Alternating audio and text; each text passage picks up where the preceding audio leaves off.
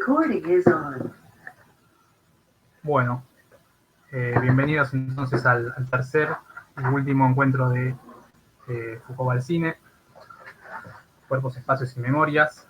El día de hoy vamos a hablar sobre esta película monumental de Hans Silberberg, que fue una película que tuvo una recepción crítica muy fuerte. Claramente no era una película igual, un blockbuster, ¿no? Un tanque, lo que le dicen en Hollywood. Pero que tuvo una recepción crítica por cierto manejo o por cierta representación o discurso sobre el nazismo, o reconstrucción, mejor dicho, de lo que es el nazismo, donde no hay una condena fuerte, hay una condena fuerte, pero no hay una condena explícita bajo por ahí los términos en los cuales se esperaba que se haga. Es parte de una trilogía, es la tercera película. A ver, voy poniendo el power.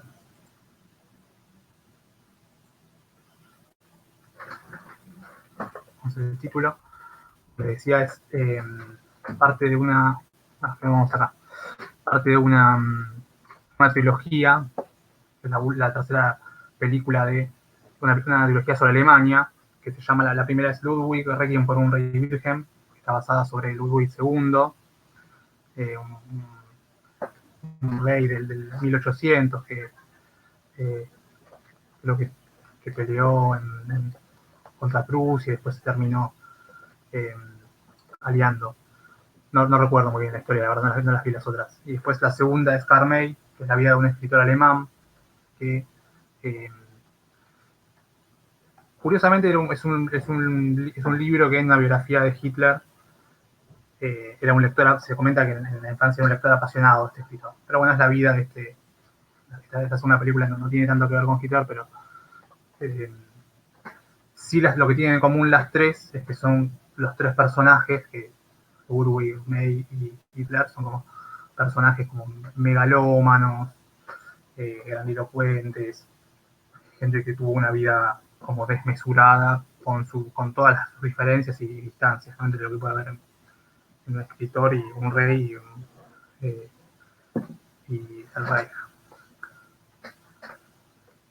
La película está protagonizada por Heinz Schubert, que lo vemos también al comienzo de la película como una especie de jefe del circo, de presentador de un circo, pero después también va a aparecer representado varias veces como Hitler y también como Himmler.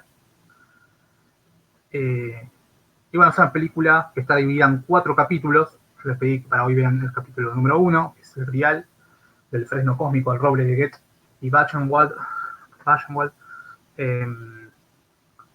Y luego está, bueno, la parte 2, un sueño alemán hasta el fin del mundo. La parte 3, el fin de un cuento de invierno y la victoria final del progreso. La parte 4, nosotros los hijos del infierno recordamos la era del Grial. Luego las primeras 2 son muy parecidas. Yo vi hasta llegar a la parte 3, luego les confieso, no la terminé todas las 442 minutos que dura la película.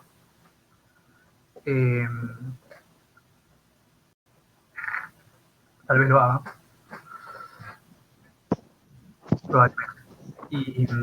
Pero no, creo que las primeras 2 tienen un sentido muy similar, una estrategia muy similar en torno a analizar propaganda y jugar con los materiales de época y en relación a cómo se constituye el personaje de Hitler, ¿no? En torno a archivos de época y a este tipo de representaciones que si vieron la película entienden a qué me refiero. Algo que tiene sumamente interesante. Perdón, creo que alguien tiene el micrófono prendido. Les pido, por favor, que lo mute.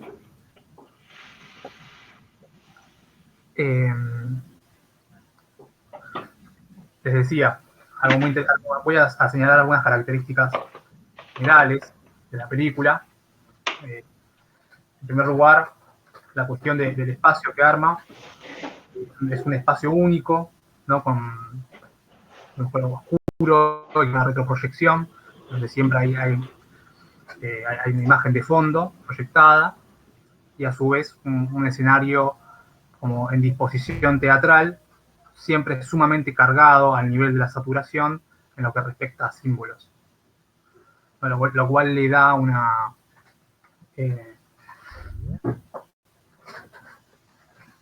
juego, en primer lugar, entra en una lógica, la versión de la película que entra en una lógica, digamos, de lo que sería el pastiche, o como se le dice hoy, ¿no?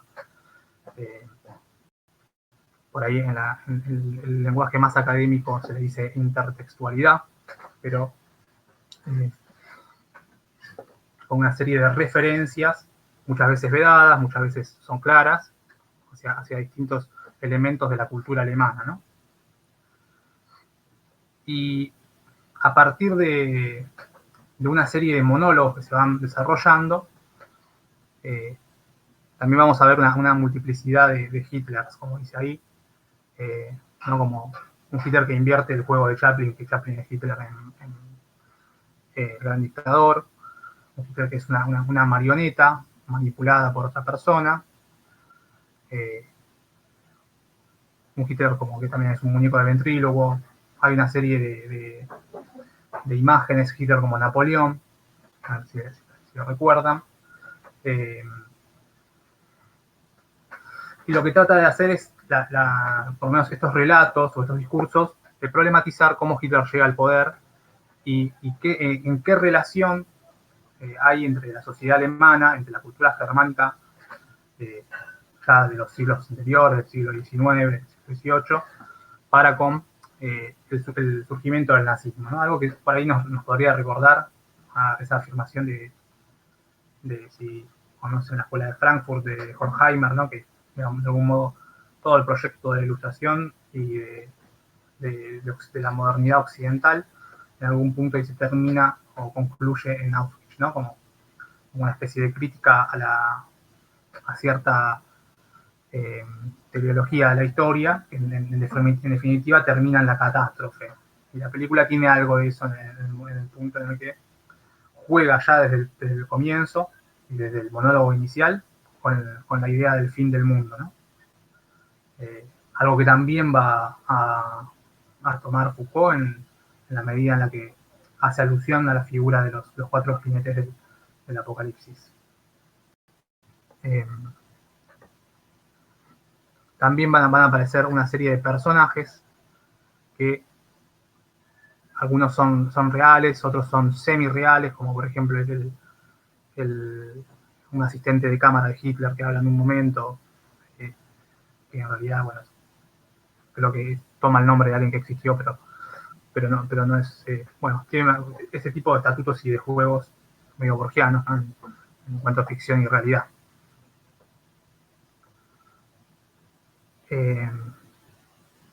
Uno de los recursos particulares, ya lo había comentado un poco la clase pasada, el encuentro pasado, que es el recurso, ¿no?, de la disyunción o de aprovechar esa disyunción que tiene el cine sonoro entre lo que vemos y lo que escuchamos.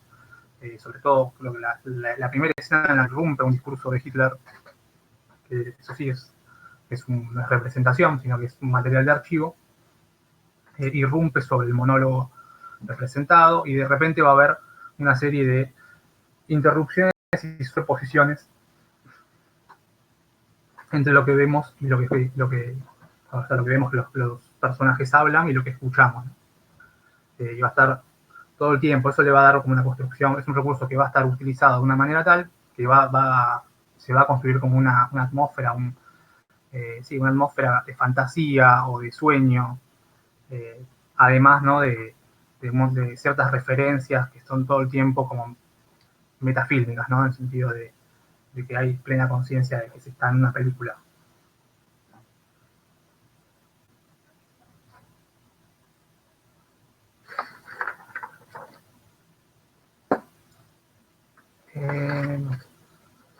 Bueno, la primera parte, ¿no?, la primera media hora, se divide básicamente en dos actos de 15 minutos.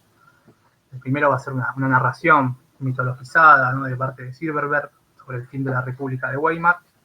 Y la segunda mitad es este actor Hein Schubert, que personifica al locutor del circo dentro del escenario, anunciando que viene, ¿no?, el show de Hitler, ¿no?, y que hay cierto, que por un lado es un show y que por un lado es un enjuiciamiento, ¿no? Todo con la lógica y con la jerga como del mundo del espectáculo. Pues estaba viendo la segunda parte hoy a la mañana. Hay algunas cosas interesantes también, como una especie de gabinete de curiosidades con objetos extraños, en lanzas, y como que hay toda una serie de cosas que también es propio, ¿no?, de la historia o las anécdotas que rodean al nazismo, el hecho de apropiar y de construir toda una serie de símbolos y de estetización de la política. De hecho, me acordaba, el otro día estaba dando un taller sobre Nietzsche, la hermana de Nietzsche se volvió, no que se volvió porque se casó con una antisemita, pero se afilió al partido nazi y le regaló el bastón de Nietzsche a Hitler, ¿no?, lo que de algún modo permitió la apropiación del nazismo de la figura, de la filosofía de Nietzsche, que poco tiene que ver con eso.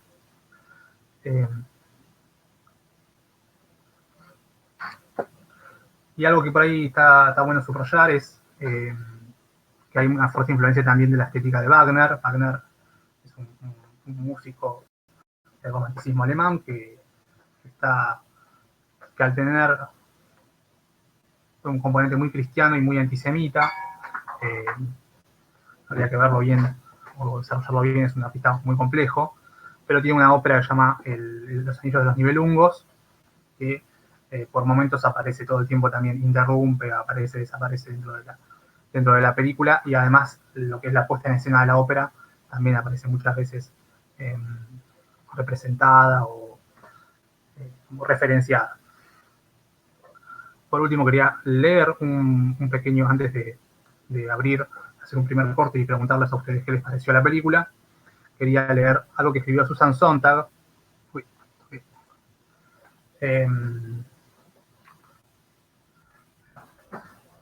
Susan Sontag, que es una crítica cultural norteamericana, que también en esa época, y de hecho escribe en el mismo número del taller que Foucault le hace la entrevista a Foucault, porque es un número donde tanto hay un montón de directores, creo que estaba Coppola, a ver si lo tengo anotado acá. Sí, Hein Müller, Kirk Douglas y Coppola, si defienden la película, son otros de los entrevistados. Y lo que hace Sontag, en realidad me hace escribir un ensayo aparte, no es una entrevista, en donde destaca la obra de Silverberg. También hace una crítica, la considera una obra maestra, sobre todo una obra maestra del simbolismo del siglo XX, pero que entra también, o sea, en términos estéticos, logra entrar como ya en una órbita postmoderna, ¿no? Y dice: últimamente, el apetito por el trabajo verdaderamente grandioso se ha vuelto menos fuerte. Por lo tanto, Hitler, una película de Alemania, de Hans-Jürgen Silverberg, no solo es desalentadora por lo extremo de su logro, sino que también es desconcertante, como un bebé no deseado en la era del crecimiento demográfico cero. El modernismo, que contaba con el logro de las grandiosas aspiraciones artísticas de los románticos, el arte como sabiduría, el arte como salvación, como subversión cultural o como revolución, ha sido superado por una versión imprudente de sí mismo que ha permitido difundir el gusto modernista en una escala jamás soñada. Despojado de su estatura heroica, de sus pretensiones de sensibilidad adversaria, el modernismo ha demostrado ser sumamente compatible con el espíritu de una sociedad de consumo avanzada. El arte es ahora el nombre de una gran variedad de satisfacciones, de la proliferación ilimitada y de la devaluación de la satisfacción misma. Donde florecen tantos halagos, realizar una obra maestra parece una hazaña retrógrada, una forma ingenua de logro, siempre inverosímil, tan inverosímil como la megalomanía justificada. La gran obra es ahora verdaderamente extraña. Propone satisfacciones inmensas, solemnes y restrictivas. Insiste en que el arte debe ser verdadero, no solo interesante, una necesidad, no solo un experimento. Eclipsa otros trabajos, desafía el eclecticismo fácil del gusto contemporáneo, arroja al espectador a un estado de crisis. Digo que es un elogio, pero también tiene, para mí por lo menos lo que yo interpreto, es que la señala como una especie de modernismo ya entrado en una nueva fase, entrado por lo menos en la época postmoderna, en la cual se vuelve también compatible con la sociedad de consumo, en la manera de producir estas imágenes y de saturarlas, pero bueno, con las pretensiones o con la monumentalidad de la tradición artística, ¿no? Entonces, bueno, quería hacer una pausa de la exposición acá y conversar con ustedes a ver qué les pareció la película.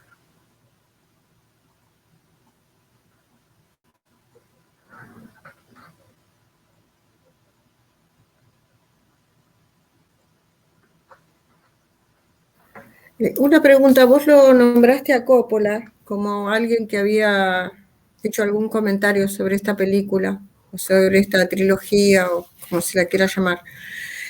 ¿Tenés la data en donde se puede leer a Coppola? ¿Cómo ve esta producción? No, la verdad es que sencillamente leí la lista de personas que habían participado en ese número del taller, pero no tengo el archivo del taller. Está bien, Si lo consigo gracias. lo comparto. Bueno, yo hago un comentario. Yo estas películas las había visto hace muchos años en un entorno de un grupo de cine que coordinaba con un proyecto que tenía que ver con el cine y la vida. No era desde una perspectiva técnica o de una perspectiva específicamente filosófica, pero sí era cómo puede conmocionar o no, cómo puede mover o no una película. ¿Para qué sirve? Sería la pregunta. Bueno, al volver a verla, me conmovió muchísimo pensar a lo que había sometido a este grupo de personas.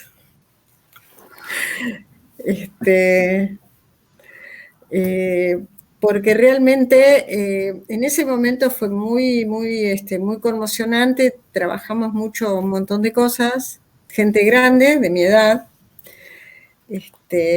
gente, bueno, que había vivido por familias en mano directa el nazismo, y entonces la cosa venía muy complicada. Pero a mí me parecía justamente muy interesante situar esto de, como después el texto de Foucault, digo, lo hubiera tenido que leer en aquel momento, que me resolvió unos cuantos problemas.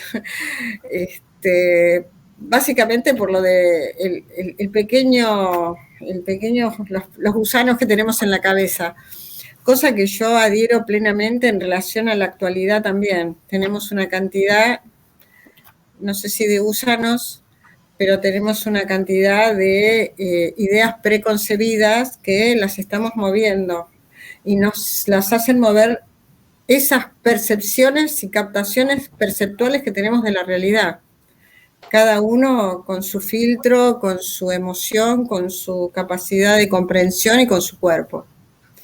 Así que, bueno, la verdad que estoy muy agradecida de haberlo leído a Foucault en el texto, porque lo escuchaba, en realidad era como un mano a mano, decirle, bueno, a ver, ¿qué te parece? Lo que tiene la entrevista, ¿no? Que tiene ¿Cómo? Lo que tiene como la inmediatez de la entrevista, ¿no? Que parece que claro, es maravillosa, a mí me encanta. Bueno, listo, hasta. No sé si alguien quiere también comentar bueno, hacer alguna observación, algún aporte respecto al film. Tal vez pensé en invertir el orden y empezar por la película y luego por los textos, pero también pueden hablar de los textos. ¿Tienen alguna respecto a eso?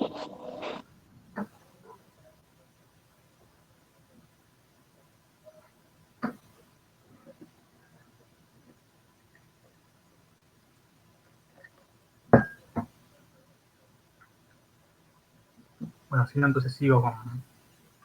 Un monstruo bello, como dice Foucault, ¿no? Si vamos a eso, entonces. Vamos a ver el monstruo bello.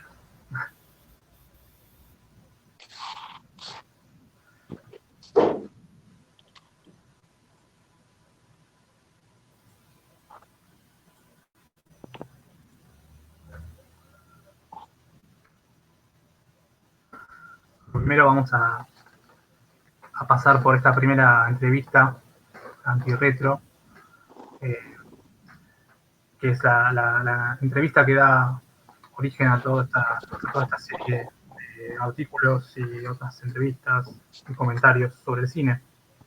Una entrevista que comienza con los críticos del taller en una parte que no está incluida en esa edición, donde hablan de la moda retro. Es una moda de una serie de películas, una especie de tendencia que engloba una serie de películas que buscan de algún modo tomar aspectos de la estética de la Segunda Guerra Mundial y situar historias, armar historias en ese momento histórico. Lo que tiene moda retro es un carácter despectivo que ellos le adjudican. Dice Serge Tubiana, fosiliza un pasado todavía vibrante, ¿no? Hay todavía en esa década una serie de discusiones, y más adelante también, con Joa de Lanzmann, otras películas que van a generar como una discusión muy profunda en el cine, donde van a participar Godard o filósofos como George Huberman, ¿no? Respecto a si se puede representar o no lo que sucedió, ¿no? El horror de la guerra y de los campos de concentración.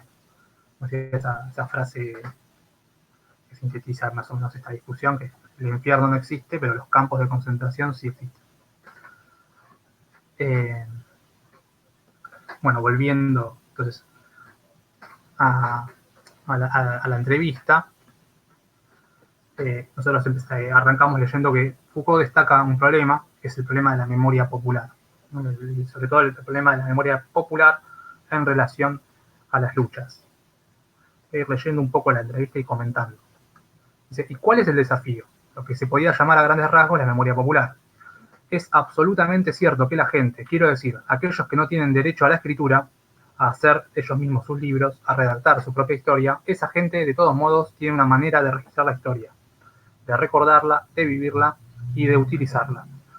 Esa historia popular, hasta cierto punto, estaba más viva, más claramente formulada todavía en el siglo XIX, cuando había, por ejemplo, toda una tradición de luchas que se traducía ya fuera oralmente, ya por textos, canciones, etc. ¿No? Claramente, por lo menos más adelante va a aclarar, mejor dicho, que se está refiriendo, ¿no? a la tradición sindical europea, ¿no? Del siglo XIX, que tiene una gran conciencia de sus luchas y de sus experiencias históricas, ¿no? Nosotros podemos conocer o tener un contacto de eso también porque esa es la parte que efectivamente, parte de esa tradición efectivamente sí vino en los barcos, ¿no? A principios del siglo XX.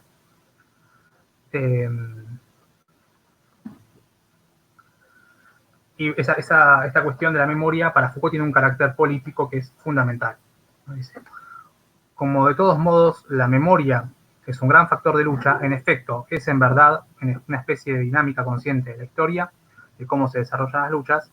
Si se tiene la memoria de la gente, se tiene su dinamismo y también se tiene su experiencia, su saber sobre las luchas anteriores. Es preciso no saber ya lo que es la resistencia. Entonces, a partir de ahí, con esta problematización que se hace en torno a la memoria, en torno a si hay que dominarla o cómo controlar la memoria, si el hecho de que sea un campo de lucha, van a hablar primero que van a hablar de que respecto a las guerras se constituye una memoria de las luchas en las cuales se borran esas luchas porque todo pasa a ser un conflicto entre estados, ¿no? Entre naciones, y como que las luchas pasan a ser los enfrentamientos bélicos, ¿no? Aquellos que se lanzan por los paracaídas, los grandes héroes, ¿no? Los estadistas del momento, Churchill,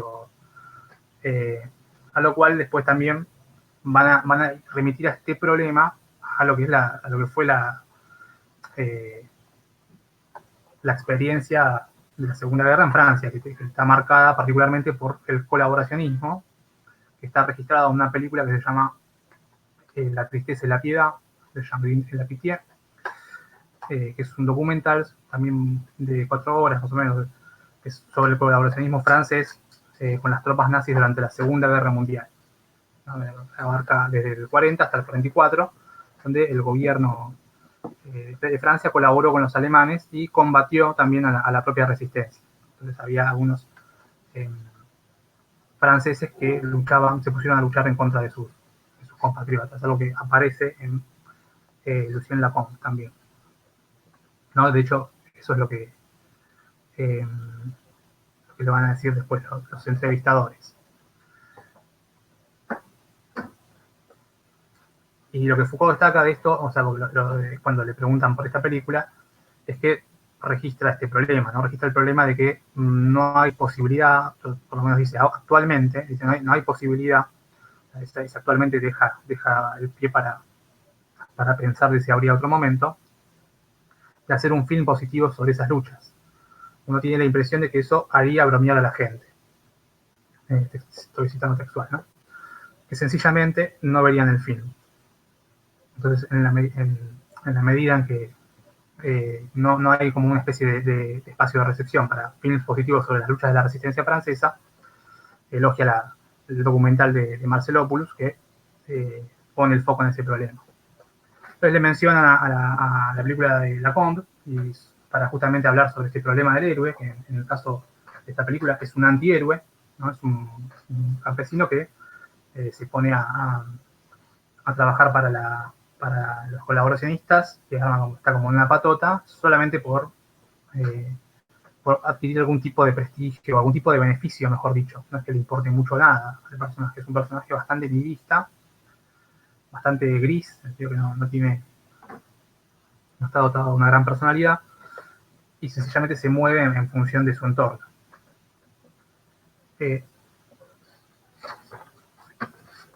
Cuando se la comentan, creo que los autores, por lo menos lo que yo intuyo en lo que estoy leyendo, es que tienen una mirada más crítica y Foucault de algún modo pone un poco un rescate de esta película, en tanto que él dice, bueno, que justamente se inserta en el problema de cómo representar las luchas sin caer en los procesos de glorificación, sin lograr, y después la separa cuando los entrevistadores la comparan o la ponen en relación con Portero de Noche. Dicen que no habría una relación entre un discurso sobre estas luchas en torno al nazismo o al fascismo y a su vez en una relación con el discurso sobre el sexo o el discurso de la sexualidad.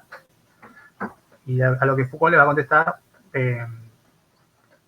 bueno, en primer lugar, que cumplen 2 funciones distintas, ¿no? En Lucien Lacombe, él está, hasta que se enamora, él es esta persona que no tiene ningún tipo de orientación, y a partir de que se enamora de una mujer, puede de algún modo, no sé, hacer otra cosa, salir de la maquinaria en la que está metido. Mientras que en Portero de Noche, que es una película de Diana Cavani, ahí tenemos una imagen,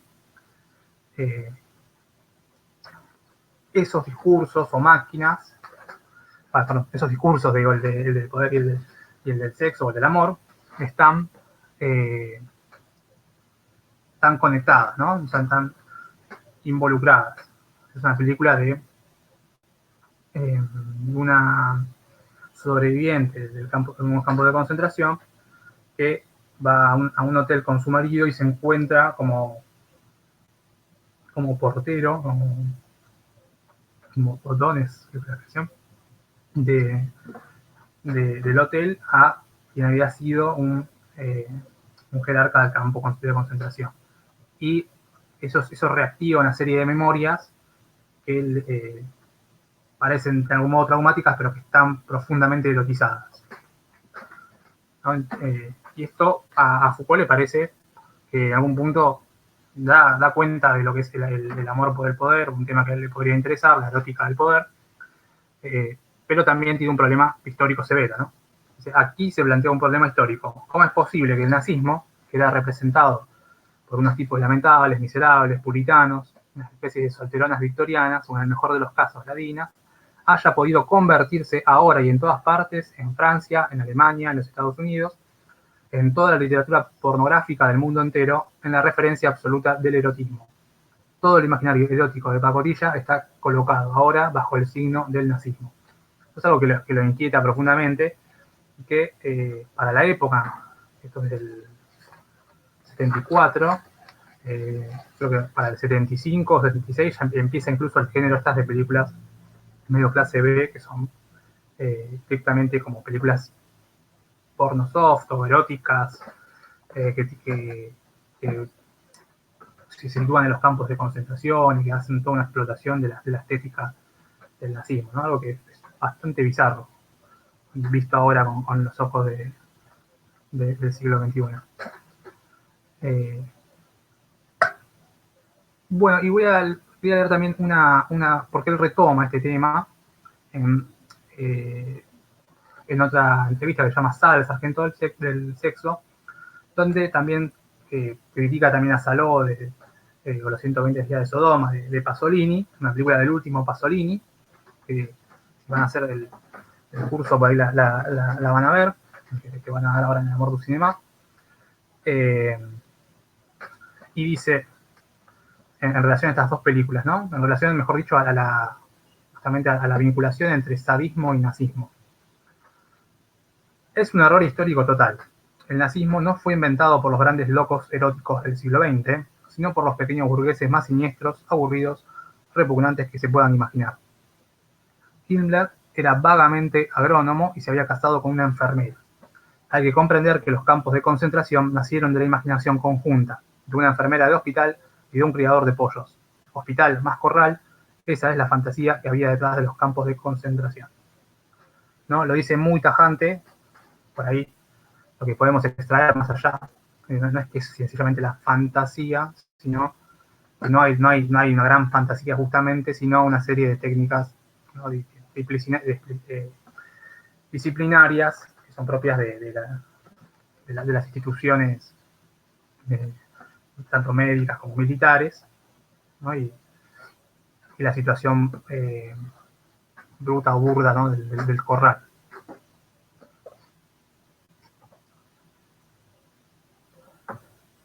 Volviendo esto a la nota antirretro, sobre el final, los últimos comentarios que hace, ¿no? Le preguntan sobre si habría una insuficiencia del marxismo, a lo que Foucault sí plantea que para él, esto que es la dictadura por parte de una fracción más reaccionaria de la burguesía, puede ser una definición adecuada o no, pero es insuficiente. En la medida en la que no da cuenta justamente de cierta complicidad de las masas, ¿no? Que esto es un tema que va a estar muy presente en la película y también muy presente en el otro texto que pasé hace unos días, es el prefacio que hizo Foucault acerca del Antiedipo de Deleuze y Guattari. Ese prefacio, que es para una edición, creo que el Antiedipo es del 74, como está la nota, y ese prefacio es del 77, o sea que es contemporáneo a la realización y el estreno de Silverberg, ¿no? De la película sobre Hitler.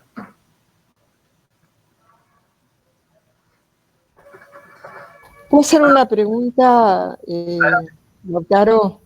Sí. ¿Se escucha? No, volviendo a la primera parte del antirretro, ¿qué sería un film que de alguna manera mostrara las luchas en forma positiva y que podría llevar a broma, que no suscitaría el interés de la gente? Yo creo que está pensando una película al estilo de las películas bélicas norteamericanas, ¿no? Que tienen un héroe muy marcado, pero pensándolo con personajes franceses de la resistencia, o que sean personajes, que ese esquema, un esquema de resistencia situado en Francia, le parece risible porque como que se sabe o hay una idea de que los franceses no pelearon, ¿no? Salvo Perfecto. por un pequeño sector. Entonces, como dice, pues, actualmente me parece hacer una película así, de esas características,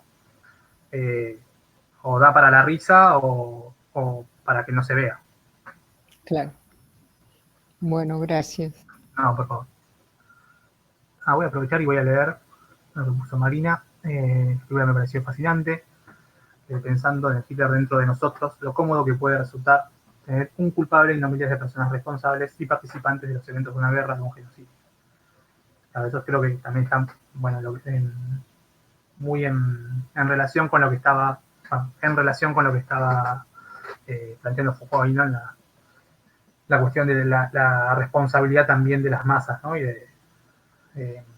de cómo ciertos sectores de la población acceden a espacios de control, de vigilancia, a potestades militares por sobre otras poblaciones. Entonces, de algún modo se va constituyendo una serie de complicidades tácitas, ¿no?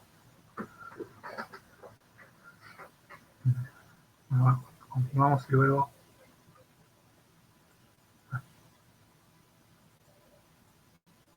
En esta parte, perdón, ¿no? Una reflexión, porque cuando estaba leyendo esto de esta gente del común, digamos, con un juego, con la posibilidad de tomarle la vida, o decidir la vida y la muerte de las personas, esto yo estaba pensando, ¿no?, en la relación a la vida política, en el sentido de que antes estaba en manos del rey, después pasa a ser el Estado, el intermediario, y en este sentido, cuando lo va describiendo Foucault a esta escena, que me parece perfecta, yo pensaba acá la cuestión del gatillo fácil, ¿no? Como esta cosa, ¿no?, de el amor por el poder.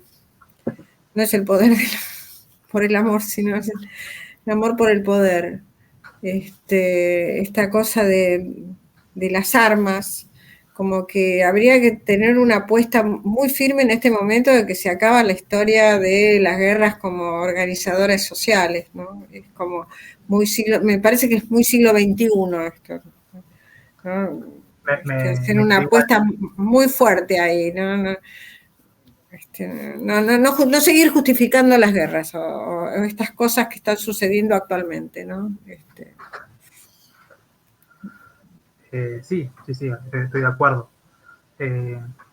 Sí, y también, bueno, creo que en uno de los textos, en Defender la Sociedad, que es donde va a mencionar uno de los cursos de Colette de France, que es donde va a hablar por primera vez de la biopolítica, también lo hace en relación a, menciona en algún momento, termina mencionando también al régimen nazi, ¿no?, los regímenes totalitarios, porque justamente la biopolítica es cuando los gobiernos pasan a ocuparse de la vida de las poblaciones, ¿no? Pasan a garantizar la vida. O sea que antes por ahí el rey se ocupaba de dar la muerte a aquellos que no podían convivir socialmente, pero no garantizaba, no había nada, no había concepción del derecho como para hablar de garantía, ¿no? Continúo la...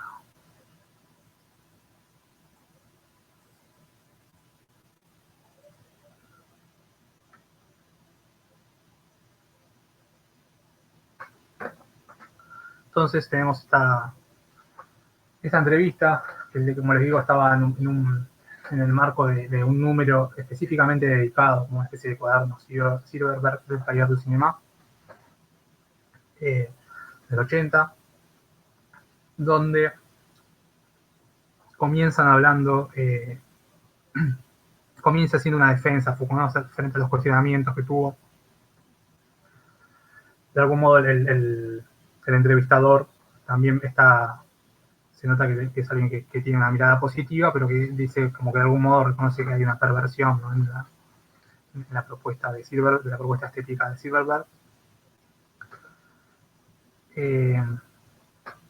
Y Foucault dice que es una de las tantas miles, sí, unas tantas miles de cosas que hay que hacer sobre esa época, ¿no? Muy, muy enfáticamente. sobre todo si recordamos lo que hablábamos en el encuentro pasado acerca de que el cine tiene esa facultad, esa posibilidad de intensificar las regiones de la memoria y del olvido.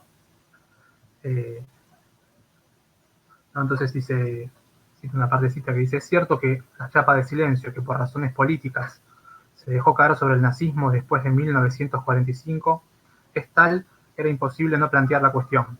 ¿Qué pasa en la cabeza de los alemanes? ¿Qué pasa en su corazón? ¿Qué pasa en su cuerpo?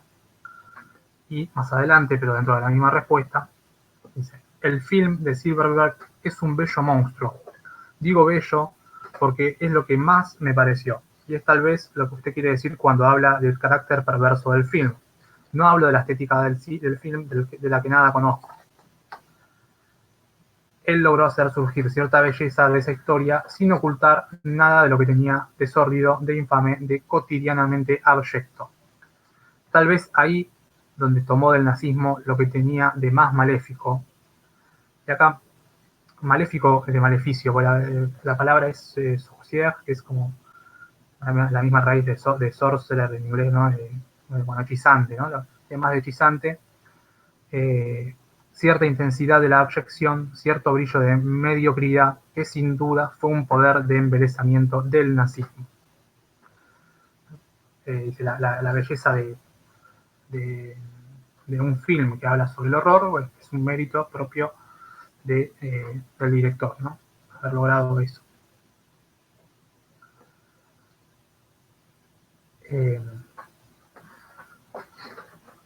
Y el entrevistador le pregunta, también le comenta, mejor dicho, el extrañamiento acerca de lo que pudo significar la utopía nazi para alguien como él, que por ahí no lo vivió en ese momento, lo vivió de joven, para los jóvenes alemanes del momento, ¿no? Y que es algo que me parece que es por lo que fue criticado, por lo que yo entiendo que fue criticado del film. De algún modo muestra de que eso era una utopía, un proyecto, y que queda para mí, para la idiosincrasia de los alemanes y la culpa que se genera posguerra, como que ya hablar en ese tono era algo como impensado. Y Foucault empieza a comentar, ¿no?, acerca de otra película. Hay también el texto que la edición tiene una errata, porque dice que habla de una película de Eva Braun, francesa, a la cual Simone Weil, que con W, la habría criticado, había dicho que era una banalización del horror. Simone Weil con W es una filósofa francesa, no me acuerdo ahora si es francesa o alemana, pero que murió en el 43. O sea, no es esa persona, sino es Simone Weil con B corta, que es una sobreviviente de los campos de concentración, que se va a convertir en unos años en una ministra del gobierno. De hecho, algo anecdótico, es la que impuso la ley, de hecho se llama la ley Veil, la ley del aborto en Francia. Pero lo que dice Foucault en base a esta banalización a este producto de banalización del nazismo, ¿no?, que hay una inversión en esta película, en realidad, de eso, ¿no?, que torna infame lo que es banal. Dice: hace surgir lo que hay de banal en cierta manera de vivir, en cierta cantidad de ensoñaciones del europeo de los años 30 de todos los días, una virtualidad de ignominia. Luego va a comentar esta imagen de jinetes y de gusanos que le dan nombre a la entrevista. La cualidad del film de Silverberg es justamente decir que el horror es banal, que la banalidad implica en sí misma dimensiones de horror, que hay reversibilidad entre el horror y la banalidad. El problema de la literatura trágica y la filosofía es: ¿qué estatuto dar a los 4 jinetes del apocalipsis? ¿Son esos héroes suntuosos y negros que esperan el fin del mundo para hacer irrupción? ¿En qué forma hacen irrupción? ¿Con qué cara? ¿La peste, las grandes masacres de la guerra, una hambruna? ¿O bien son 4 pequeños gusanillos que tenemos todos en el cerebro, en el fondo de la cabeza, ¿no?, en el fondo del corazón? ¿No? Entonces son 2 imágenes que se contraponen. Por un lado, los jinetes como una fuerza externa, como una irrupción, la irrupción de algo por fuera del curso de la normalidad. Por otro lado, estos gusanillos que todos tenemos dentro, o que es una virtualidad de lo cotidiano, que tranquilamente podría dar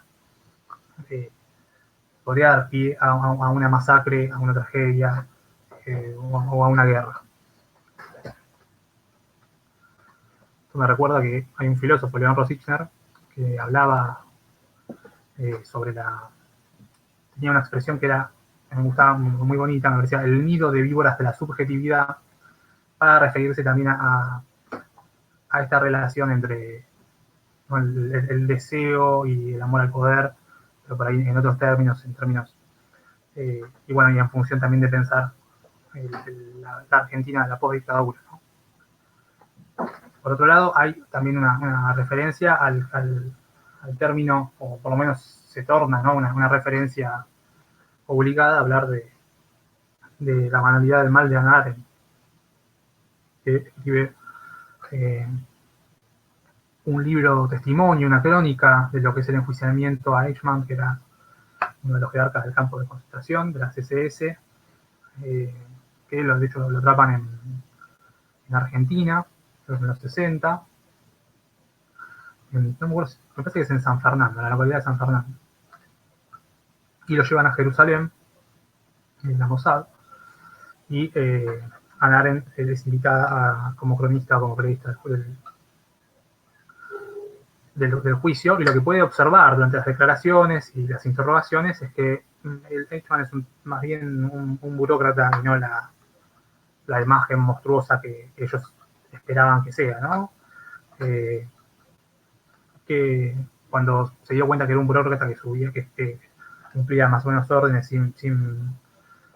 sin tomar dimensión de las consecuencias de esas órdenes, ella escribe, fue como si en aquellos últimos minutos Eichmann resumiera la lección que su larga carrera de maldad nos ha enseñado, la lección de la terrible banalidad del mal, ante las que las palabras y el pensamiento se sienten impotentes, ¿no? Entonces, esa es la frase que de algún modo dio pie a toda la concepción de, bueno, si se siguen órdenes, hay toda una... no hace falta una representación monstruosa de la maldad para la tragedia, ¿no? Hay una frase también de William Blake que se me vino justo a la mente mientras decía, por eso me quedé pensando, que es: el camino al infierno está pavimentado de buenas intenciones. Y en este caso me parece que podrían ir de la mano, ¿no? Ya encontré un poema mientras preparaba este encuentro, se los quería compartir. Es un poema de Joaquín Giannuzzi, como medio que es una especie de paréntesis en el resto de la exposición. Y leo el poema y luego, nada, antes de ir al otro texto, les pregunto si tienen dudas o consultas. La paz del torturador. El torturador está cenando con su sagrada familia. Todo parece andar bien en este pequeño mundo. Él está satisfecho con su trabajo, tan gratificante que con 220 voltios es capaz de hacer maravillas como arrancar de raíz el más recóndito secreto de Dios. La esposa no tiene por qué saber nada acerca de esos asuntos, que por otra parte no le servirían para hacer una buena sopa. Sus dos hijitos admiran a papá por su generosa manera de llenar el mundo a su alrededor. Cuando llega de la calle, el perro mueve felizmente la cola y a los dos les da lo mismo cualquier sistema social.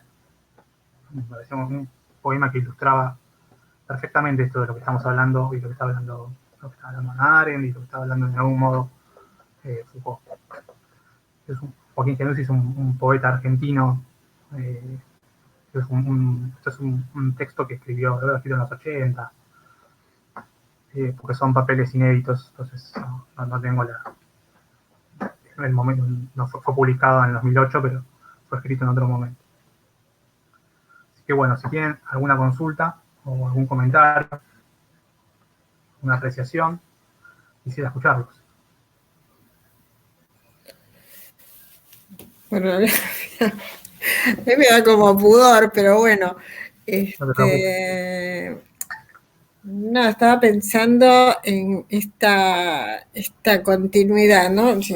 A ver, creo que es una pregunta que por lo menos muchos nos hicimos en relación con los juicios de lesa humanidad, de instalar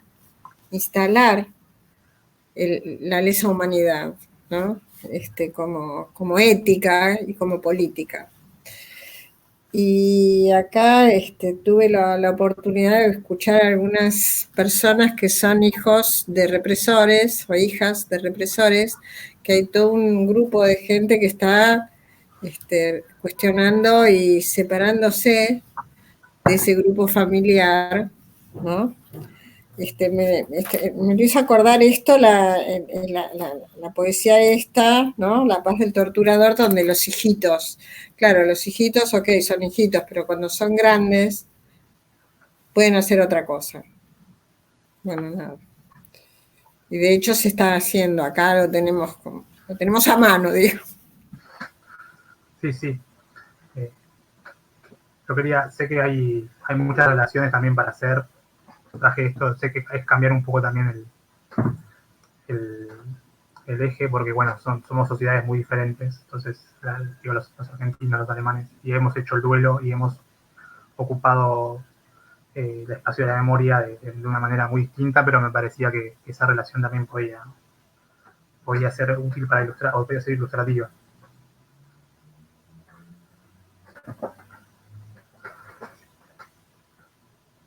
Graciela dice que también pensó lo mismo con el poema. Sí. ¿Puedo decir algo? Sí, claro, por favor. No, que sí, pensé lo mismo que Amanda con el poema, exactamente. No, quería justamente él en el otro artículo, ahora me estaba acordando, habla de la importancia de Foucault de la TV y del cine para justamente, bueno, ya no el poder monárquico, sino el poder como constitutivo del ser humano, de los individuos, y justamente ese es el poder que va desarrollando esa subjetividad con esos gusanillos, ¿no? Cotidianos, ¿no? Como él habla fundamentalmente de en otros trabajos de la prisión, del hospicio, de todas esas cuestiones, pero en realidad estos textos que me parecen más recientes de Foucault, ¿no? El antirretro, justamente el papel ya no lo juega el panóptico, digamos, la construcción arquitectónica, sino mucho los medios de comunicación. Y eso tiene una actualidad impresionante, ¿no? Para el desarrollo de esos gusanillos, digamos, ¿no? Sí, tal cual, creo que hay como una nueva configuración, ¿no? A partir de, creo que en la entrevista creo que menciona los procesos de recodificación de la memoria popular a partir de la televisión y el cine. Cosas que por ahí antes, los ejemplos que da del siglo XIX, esa memoria que no es para la gente que escribe libros o que tiene acceso, por ahí eran folletines, o por ahí eran canciones populares, o por ahí eran historias, no sé, como relatos. Y también, ¿por qué no? Sí, literatura. Pensaba, se me ocurría cuando leía eso en la novela Germinal de Zola, ¿no? Que es la historia de unos obreros que en una huelga en una mina, que me parece que están en sintonía con eso. Y por otro lado, esto que vos señalás, que es que como esa dimensión o esa codificación sí nos acerca más a lo que vivimos hoy. También se me ocurre justo que hay un texto de Deleuze que se llama Postdata sobre las sociedades de control, donde él hace una referencia a Foucault y a su trabajo, muy elogioso, en la que dice, bueno, Foucault lo que nos dio herramientas para entender algo que por ahí ya no es lo que estamos viviendo ahora, que fue la sociedad disciplinaria, que se basó bajo determinados parámetros, que con nuevas técnicas y como la cuestión del panóptico, ¿no? La organización, las técnicas arquitectónicas y la separación por vista de la producción, toda una serie de cuestiones y de características de la sociedad disciplinaria que aparecen en Foucault y en autores que han retomado esos desarrollos, pero que ahora hoy en día estaríamos ya en una nueva fase donde hay una sociedad de control, ¿no? Y donde cada uno está con los medios y con la tecnología, de algún modo, ya no hay un panóptico centralizado, ¿no? Cada uno está, y bueno, la cuestión creo que de la Big Data, ¿no? Y de la Internet y de cómo cada identidad pasa a estar atravesada por estos medios técnicos o tecnológicos, muestran que es cierto, ¿no? Que ya no es el sistema rígido disciplinario, sino que no hace falta, no hace falta que nos obliguen a trabajar porque todos ya de algún modo con nuestras redes sociales estamos produciendo información constantemente, las 24 horas y en vacaciones. Ubicaciones, lugares, etcétera. En fin, dicho pensar. Sí, yo a partir de esto, hay todo unos, bueno, yo pienso un poco qué función cumple el algoritmo para nuestra constitución subjetiva en este momento, y creo que ya ni podemos hablar de subjetividad. Así que bueno, pero eso es para otro día. Son las tesis polémicas. Para una de las tesis, no, está bien. Sí, No, simplemente para mencionar que el que ha escrito mucho sobre esto es este filósofo coreano que está en Alemania, no me puedo acordar el nombre, es Byung-Chul Sun, que él Byung-Chul Han es, sí. Que él ha extendido bastante el concepto de biopolítica, ¿no? Para extenderlo más al lado psicológico. Es muy bueno para aquellos que estén interesados y no lo han leído, realmente vale la pena leer el librito chiquitito creo que él se llama psicobiopolítica o algo así, ¿no? Sí, psicopolítica, que claro, reactualiza la cuestión de la biopolítica, pero para pensarla en este contexto, y que es cierto que da muy buenos diagnósticos que son muy interesantes y que permiten pensar un poco en qué estamos metidos, en qué juego andamos, como decía Helmut.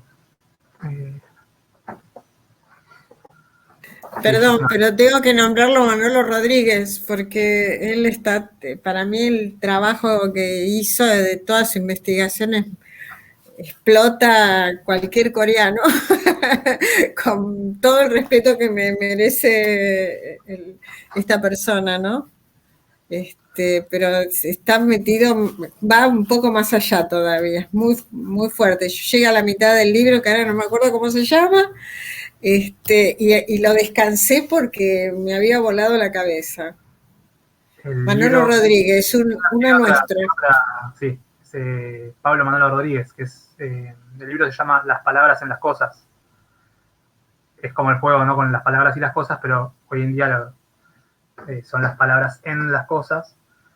Y sí, es un libro muy interesante que retoma a Foucault por ahí desde otro lugar, en el sentido de pensar el Foucault de la arqueología, el que hablaba de las epistemes, para hablar cómo justamente hubo transformaciones en el campo de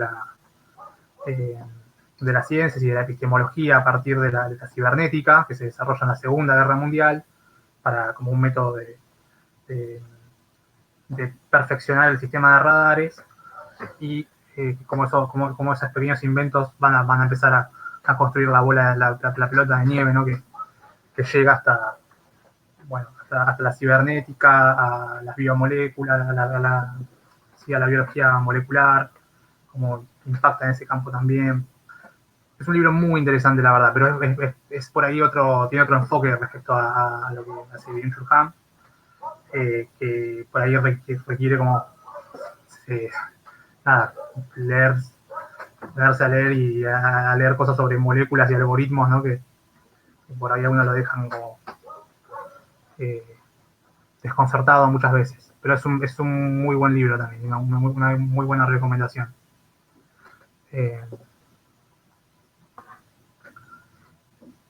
Si quieren, seguimos con con el prefacio que escribe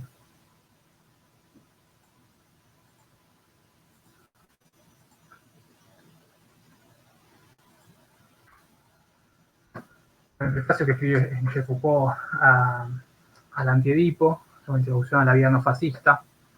El Antiedipo, ¿no? Es un libro de estos dos filósofos franceses, de uno ya hemos hablado, que es Gilles Deleuze, y del otro no, que es un psicoanalista, un discípulo díscolo de Lacan, que se llama Félix Guattari.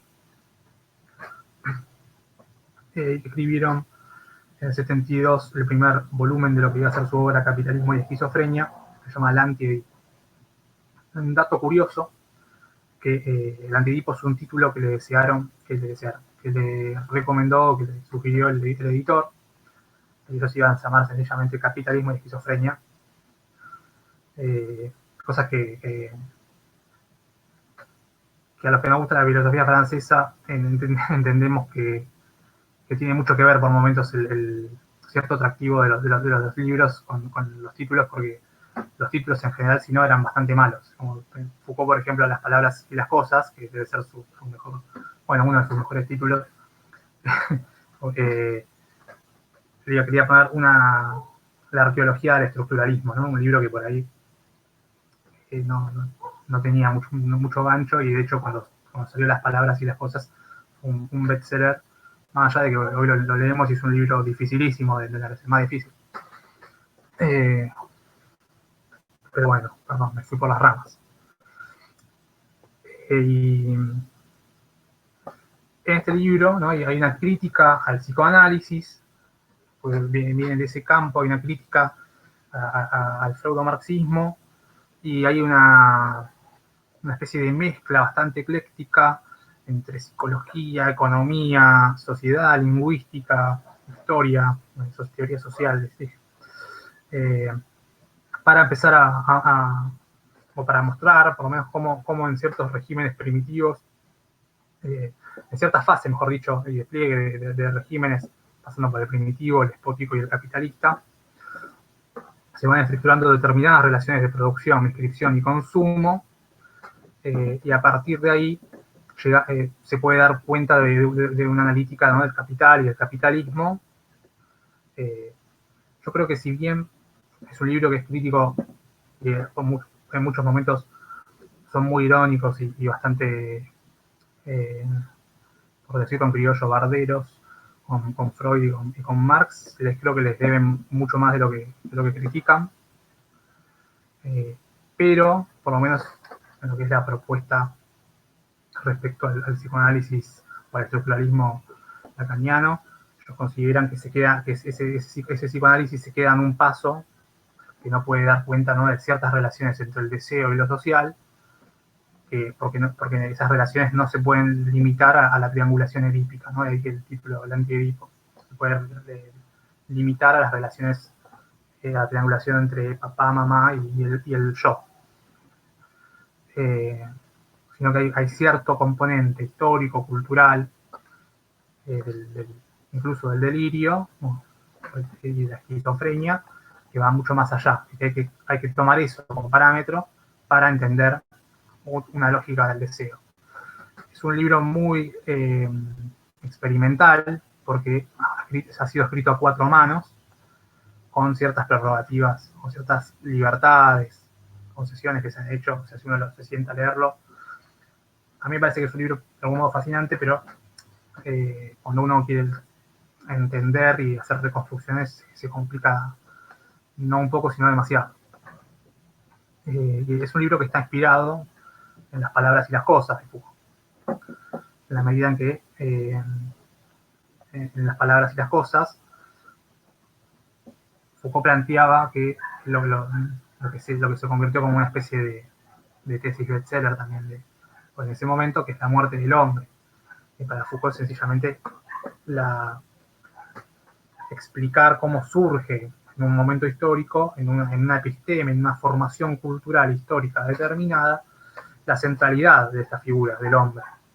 No es que antes la gente no se identificaba como hombre o como humano. Mantengo la palabra hombre sin neutralidad, porque me parece que es propio de lo que está, de ese suelo cultural sobre el cual describe y sobre trabaja Foucault, ¿no? Pero bueno, a partir de esta producción cultural del hombre, me parece que retoman esa idea, ese concepto, para pensarlo por ahí desde una perspectiva, bueno, con el propio lenguaje teórico de estos autores, que a su vez después va a ser una contribución también, va a haber una triangulación, en el sentido que va a ser una contribución para que Foucault escriba Vigilar y Castigar, ya que tomó algunos aspectos, algunas líneas del análisis de lo que estos autores llaman la máquina social capitalista, para pensar todo lo que es el concepto de dispositivo. Y hay uno de los pasajes, también voy a leer un fragmentito del Antiedipo, porque hay uno de estos pasajes que no solamente es muy bello, sino que se relaciona de lleno con la película, con lo que estamos comentando, que dice así: solo hay el deseo y lo social, y nada más. Incluso las formas más represivas y más mortíferas de la reproducción social son producidas por el deseo, en la organización que se desprende de él bajo tal o cual condición que debemos analizar. ¿Por qué combaten los hombres por su servidumbre como si se tratase de su salvación? Como dice Reich, un psicólogo, lo sorprendente no es que la gente robe o haga huelgas, lo sorprendente es que los hambrientos no roben siempre y que los explotados no estén siempre en huelga. ¿Por qué soportan los hombres desde siglos la explotación, la humillación, la esclavitud, hasta el punto de quererlas no solo para los demás, sino también para sí mismos? Nunca Reich fue mejor pensado que cuando rehúsa evocar un desconocimiento o una ilusión de las masas para explicar el fascismo, y cuando pide una explicación a partir del deseo en términos del deseo. No, las masas no fueron engañadas. Ellas desearon el fascismo en determinado momento, en determinadas circunstancias. Y esto es lo que precisa explicación. Esta perversión del deseo gregario.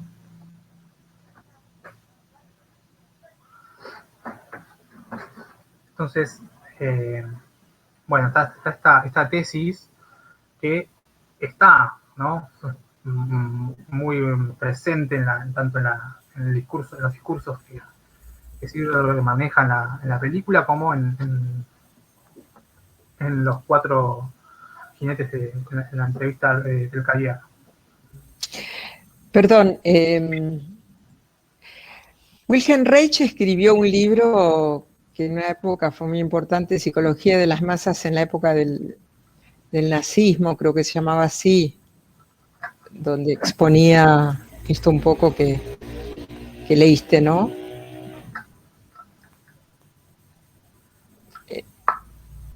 Fue muy fuerte en la época de los 70 ese libro, ese texto, me acuerdo.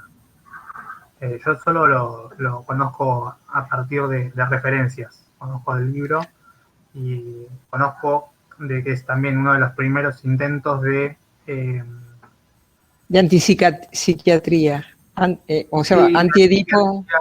Y de tomar los elementos como del psicoanálisis para pensar, claro, para salir de ese corte que ya estableció Freud, en el sentido de, bueno, lo que es la clínica, claro, tomar esas herramientas para pensar también fenómenos sociales, ¿no? Que cuando Freud lo hace de determinada manera, siempre como un marco.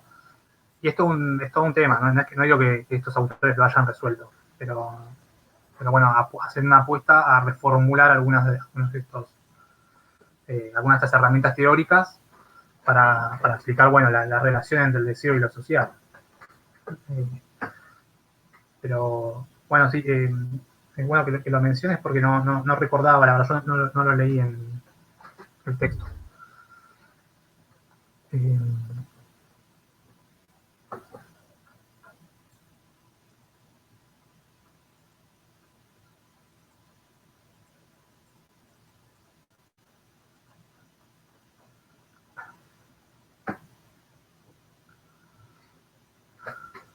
Bueno, la introducción a la vida no fascista, ¿no? Es un título una referencia salesiana, que es la introducción a la vida devota, ¿no? El suelo de Sales, de San Francisco. Y comienza señalando que hubo un momento intelectual entre el 45 y el 65, donde había como una ética intelectual, una ética de los intelectuales, que consistía, ¿no?, en explicar la sociedad con Marx, en explicar los sueños con Freud y tener un tratamiento del signo, ¿no?, es decir, de Saussure, que con esos, más o menos, con esos tres componentes, con esos tres capitales culturales, para decirlo con Bourdieu, uno se inscribía o pasaba a ver una especie de intelectual, ¿no? Y a partir de ahí, con algunos acontecimientos, los que menciona Vietnam, yo supongo que también que hay una referencia al mayo del 68, como que hay un momento, ¿no?, de ruptura, y donde toda esta tranquilidad intelectual se perturba, y que aparentemente habría, porque todo esto Foucault lo insinúa, ¿no?, un movimiento hacia nuevas luchas políticas que, por ejemplo, ya no se adecúan con la tradición, con lo que se maneja de la tradición marxista, con nuevas experiencias que por ahí ya no pueden ser del todo adaptables a la clínica freudiana, y que de un modo los combates se desplazan y se generan o se luchan en nuevas zonas, ¿no? Y que el Antiedipo sería el primer libro que da una mirada sobre este nuevo terreno, sobre este nuevo territorio cubierto. Dice que hay tres adversarios culturales con los cuales el Antiedipo se haya confrontado. También lo voy a leer porque también ahí nuevamente aparece esta noción de fascismo que ya no es la del fascismo pleno sueldo. Perdón, por ley. Estoy acá, bueno, les leo los tres adversarios políticos. Los ascetas políticos, los militantes morosos, los terroristas de la teoría, que quisieron preservar el orden puro de la política, del discurso político, los burócratas de la revolución y los funcionarios de la verdad. Está hablando, ¿no?, ahí ya yo creo que esta es una crítica a los partidos. La segunda dice: los lamentables técnicos del deseo, los psicoanalistas y semiólogos, que registran cada signo y cada síntoma y desearían reducir la organización múltiple del deseo a la ley binaria de la estructura y de la carencia. Acá hay una crítica nuevamente al psicoanálisis y a la semiología. Yo creo que es una crítica que más bien se vincula a todo lo que él desarrolla en términos de psiquiatría y del poder o de la medicalización de la vida, ¿no?, y de institucionalidad médica. Pero bueno, en este contexto, porque hay momentos en los cuales estos textos teóricos son más amables con los psicoanalistas, y este no es uno de ellos. Y el tercero dice: por último, el enemigo mayor, el adversario estratégico, ya que la oposición del Antiedipo con sus otros enemigos constituye más bien un combate táctico. Ahí también no, en el orden de prioridades, el fascismo, ¿no? Y no solamente el fascismo histórico de Hitler y de Mussolini, que también supo movilizar y utilizar el deseo de las masas, sino también el fascismo que existe en todos nosotros, que habita en nuestros espíritus, y está presente en nuestra conducta cotidiana. El fascismo que nos hace amar el poder, desear esa cosa misma que nos domina, que nos explota. Más adelante, vuelvo a mencionar el tema, dice: ¿cómo hacer para no convertirse en fascista, incluso cuando, sobre todo cuando, se cree ser un militante revolucionario? ¿Cómo hacer desaparecer de nuestro discurso y de nuestros actos, de nuestros corazones y placeres, ese mismo? ¿Cómo arrancar ese fascismo incrustado en nuestro comportamiento? Los moralistas cristianos buscaban las trazas de la carne que se habían introducido en los repliegues del alma. Bueno, la carne es como el impuro y el alma sería la pureza que hay que preservar. Deleuze y Guattari, en cambio, acechan las más ínfimas partículas del fascismo en el cuerpo. Me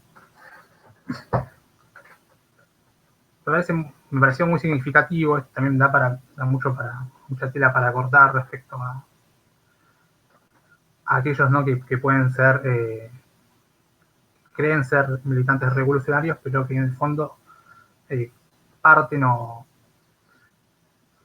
llevan adelante, ¿no?, un microfascismo, un fascismo, que es este fascismo, ¿no?, de los gusanos cotidianos.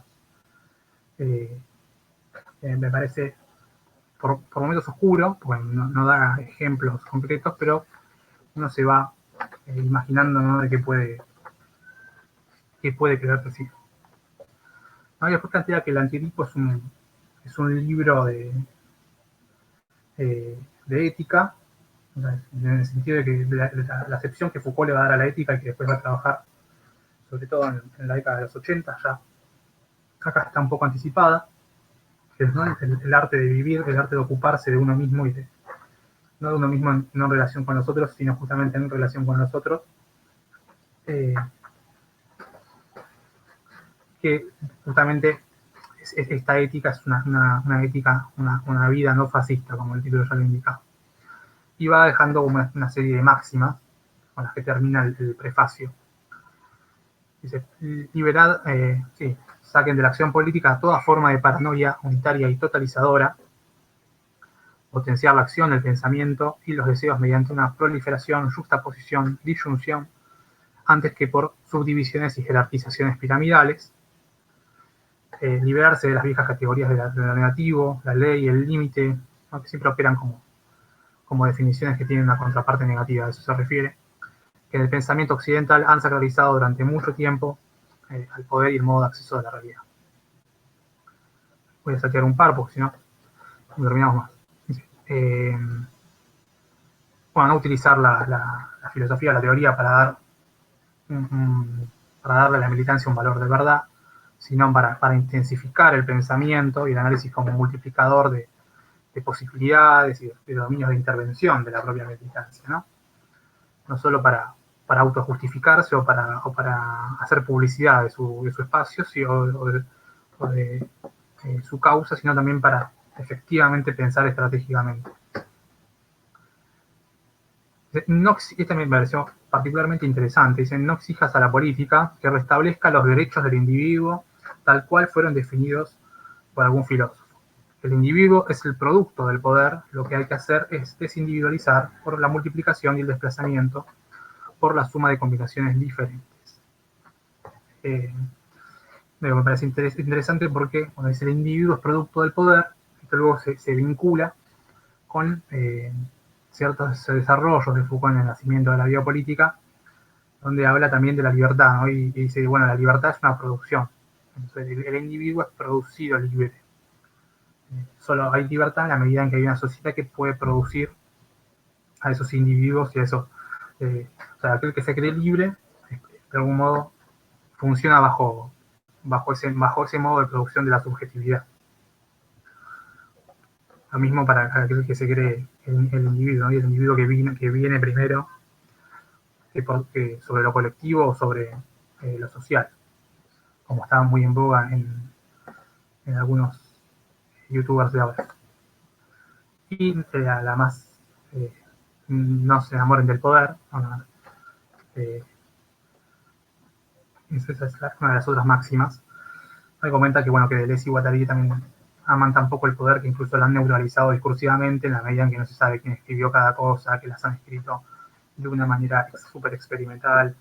Uno escribía un párrafo, el otro escribía otra cosa, y eso se nota en el libro en el sentido de cómo, nada, de que es un tour de force, como dice Foucault, ¿no? Que como subirse a una montaña rusa. Es que bueno, eso es lo que plantea, que me parecía interesante en poner en relación, no solo por la coincidencia en el timing de las fechas, en el cual escribe esto, y esta es la película que va a analizar, sino porque habla también, ¿no?, de esta concepción del fascismo que ya se va modificando, ¿no? Y que no es solamente el fascismo histórico, sino ciertas formas como de autoritarismo o de totalitarismo que se va hacia prácticas y hacia costumbres que no son las mismas que las que uno puede leer en los libros de historia. Si alguien quiere comentar o hacer alguna mención.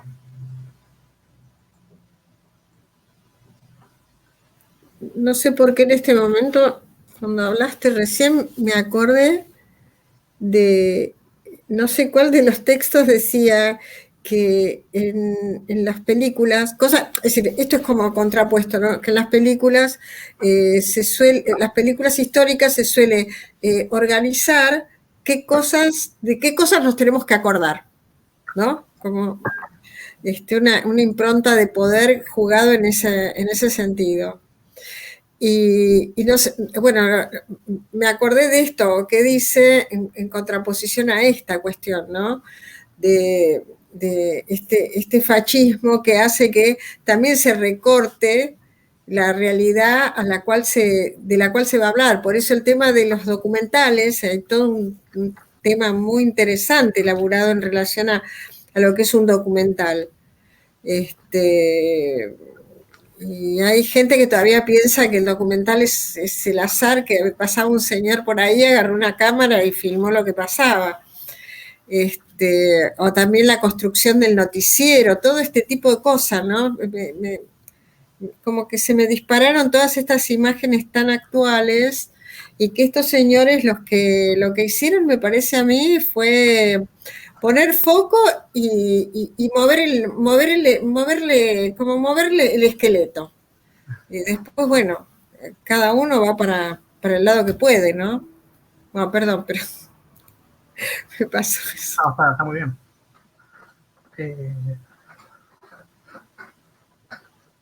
Sí, creo que también, volviendo a la película, que ahora hemos desarrollado también algunas cosas por fuera, creo que bueno, todo esto, lo de la lógica de la publicidad, está también trabajado de una manera muy particular, ¿no? Cómo va cumpliendo, generando ritmo por momentos. También está colocado ahí de una forma que por momentos muy irónica, ¿no? En relación a cómo funciona ese mecanismo.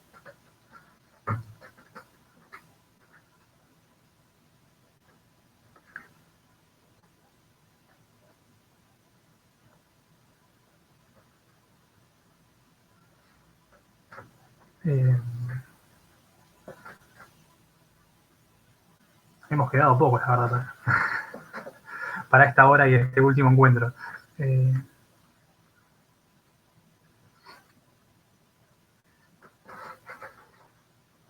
También, algo volviendo, ya que estamos, seguiré comentando un poco algunas cuestiones de la peli.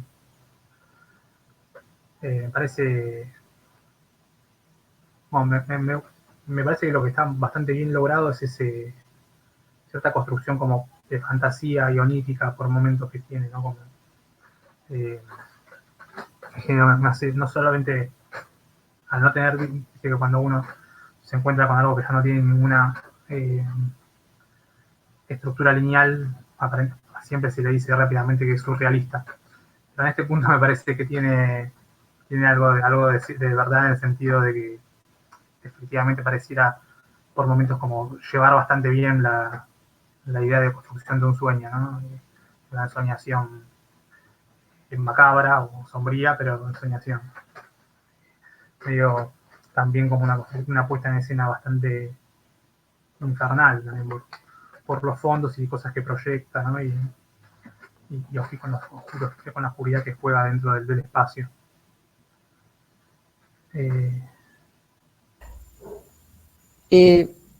Sí, coincido totalmente con el tema de la película, me impactó bastante desde ese lugar. No me imaginaba una película así, la verdad que no la conocía, no las había visto. Y lo que a lo mejor una de las cosas que me interesaría volver de la película es toda esta concepción del arte que mencionan en los discursos, del arte para el pueblo, bueno, toda la cuestión esta de la cuestión estética en los desfiles, toda esa cuestión que estaba tan resaltada, ¿no? Sí, sí,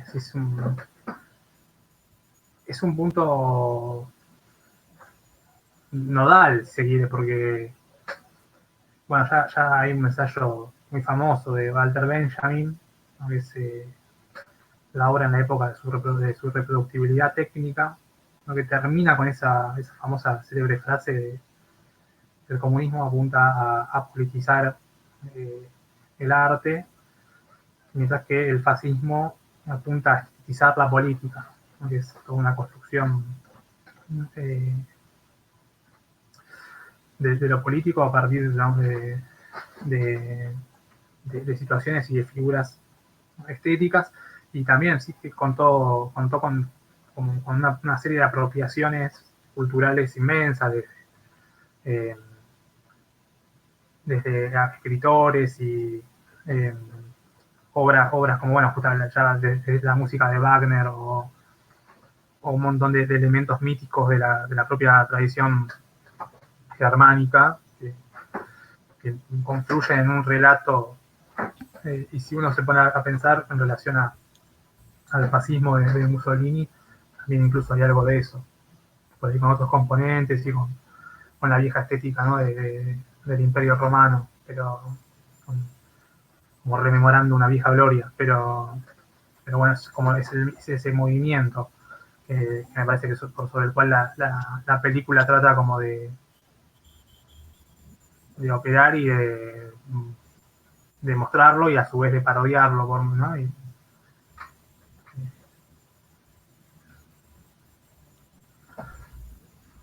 No, yo quería comentar una cosa breve que me ayudó esta última clase y lo que leímos me ayudó a entender por ahí una pregunta que te había hecho en la clase anterior sobre cuando hablamos de la entrevista en El Poder y la Bestia, Sí. o El Poder, esa bestia, donde, no sé si te acordás que a mí me había sorprendido un poco, Foucault cuestionaba hasta qué punto Hitler estaba loco o Charles Manson estaban locos. Y ahora entiendo un poco el mensaje de él en el sentido de que, o lo de la película, ¿no? Que un poco presenta a Hitler como un reflejo de un deseo de la sociedad, ¿no? Más allá de lo que puede ser el grado de locura. Y también la película yo la vi una vez, la empecé a ver de vuelta porque realmente me parece que es bastante Es como para verla varias difícil, veces. ¿no? Bastante difícil. Sí, Perdón, eso perdón. decir. No, en primer lugar, yo también pensé, me acordé la pregunta cuando veía Sí, en algún momento preparando la clase respecto, y qué bueno que lo trajiste a colación. Y sí, no, que es bastante erudita la película, ¿no? Que tiene un montón de referencias que por ahí a algunos se le pasan de largo. Sí, O bueno, la voy a volver a ver porque es densa en eso, ¿no? Pero tiene una frase, sobre todo al principio, me parecieron espectaculares cuando dice que, en última instancia, que se habla de una elección y dice que todos elegirían los paraísos aunque fuesen falsos, ¿no? Y después habla de las largas victorias de la fe y las grandes crueldades que se han hecho en favor del triunfo loco del alma humana, ¿no? Como algo muy realmente ayuda mucho a entender un poco la locura del fascismo, ¿no? Lo que ha sido el fascismo como fenómeno. Me pareció realmente espectacular y la verdad que te dan ganas de ver los 400 minutos, la verdad, pero bueno, es bastante denso, ¿no? Gracias. o lo que dice, agrego, lo que dice de las pirámides. ¿Se acuerdan de esa parte? Que dice, ¿quién piensa, cuando ven las pirámides, quién piensa en la agonía de los esclavos entre las piedras? Y él, es su postura, ¿no? Impresionante, sí. Impresionante, sí. sí, la verdad que sí, es bastante fuerte y tiene, bueno, por ahí tiene la manera en la que está armada que por momentos eh, te deja como te concentrás y en algún momento te dispara, ¿no? Porque hay mucho discurso, hay incluso, estaba leyendo que había referencias o citas que no estaban aclaradas, ¿no? Eso es igual es muy típico de los europeos, del cine europeo, como, pero bueno, de citar a un poeta y no decir quién es, como Godard en Alphaville que cita a Borges y no lo dice.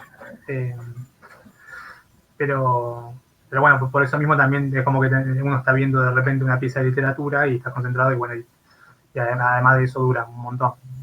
Pero bueno, también la quiero terminar de ver porque me pareció muy interesante. Hay varios aspectos para que te dejan Sí, pensando. incluso al final nombra toda una serie de personas que, bueno, da para investigar quiénes son. Bueno, nombra a Benjamin, a Wilhelm Reich también, o sea, las víctimas, ¿no? del nazismo, y bueno, y nombra actores, actrices, y bueno, queda para seguir ahí investigando cómo fueron esas historias, ¿no? Y es que como que es una película que yo también tendría ganas de ver los 400 minutos, pero a lo mejor en 2 años. Pero lo que pasa es que te deja muchas preguntas, muchas cosas abiertas, muchas para poder seguir por este lado, por este camino, por este otro, porque realmente, y además moviliza mucho, y eso hace que sea difícil verla toda de un tirón también. Sí, porque En relación a lo estético, para mí lo que me conmueve, mira que yo vi los 400 minutos y es brutal, porque es brutal, no de un solo, no de un solo saque, no, muy pausado y qué sé yo. Pero el uso de esos prismas rectangulares, con esos cuerpos de títeres o de marionetas y esa gente atrás hablando, a mí me conmueve, pero me llega a los huesos, es impresionante, porque creo que nos pone en una pregunta por lo que es la vida, la muerte, el hablar en nombre propio, hablar en nombre de lo que nos metieron en la cabeza como una ética, y haciendo acciones políticas que no queremos. No, es brutal. Para mí es ahí, digamos, para mí, Y esta vuelta, que la vi por segunda vez, esta primera que la había visto hacía muchos años, me llamó la atención el texto, porque creo que en aquel momento no le di mucha bolilla al texto. Estaba capturada por la imagen, porque era una máquina de mandar información. Y creo que la disociación entre el texto y la imagen es tremenda también, porque es como que el texto es liviano en relación a la imagen, pero si ya sabes más o menos la imagen cómo viene, el texto cobra fuerza. Es es interesantísimo. Bueno, me gusta. Se nota. Además, yo la verdad que no soy muy conocedora, pero me llevó un poco a lo que es el teatro de objetos, que me parece como muy adelantado fue esta película, porque creo que el teatro de objetos que utiliza todos estos juegos de títeres, de muñecos, de distintas cosas, parece que tomó fuerza muy posterior, así que toda esa apuesta con eso me pareció sumamente interesante y novedosa para la época, para el momento, ¿no?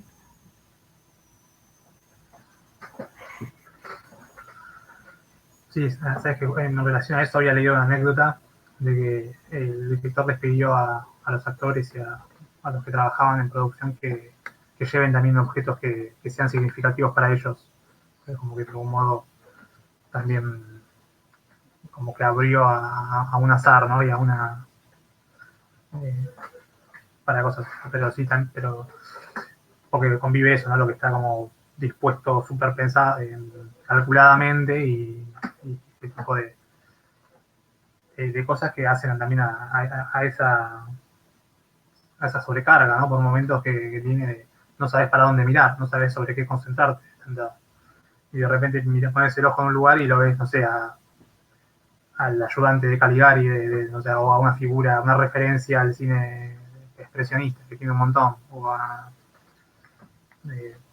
sí, o sea, también me parece una locura esa apuesta.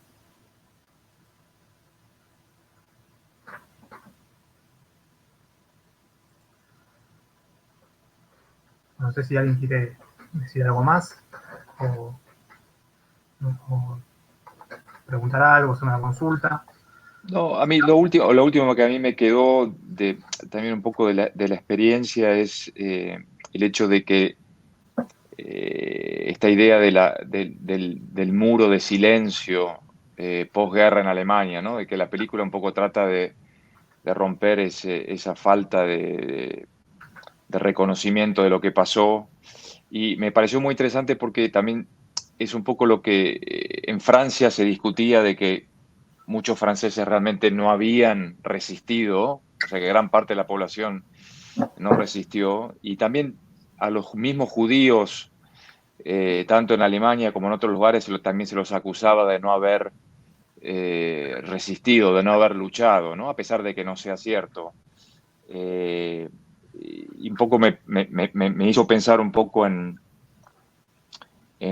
cómo por ahí el individuo enfrenta el horror, ¿no? El silencio como un reflejo de lo que puede ser el horror, o que no sé, pues si por ahí lo que Zizek, que siempre se refiere a lo real, aquello que uno no puede simbolizar o significar, y cómo uno reacciona, ¿no? Me pareció algo que en última instancia los franceses, los alemanes y los mismos judíos de alguna manera respondieron de cierta manera, con ciertas similitudes ante el horror, ¿no? Y un poco también, para ser sincero, ya que somos pocos los que quedan, un poco lo que vivió el país, ¿no?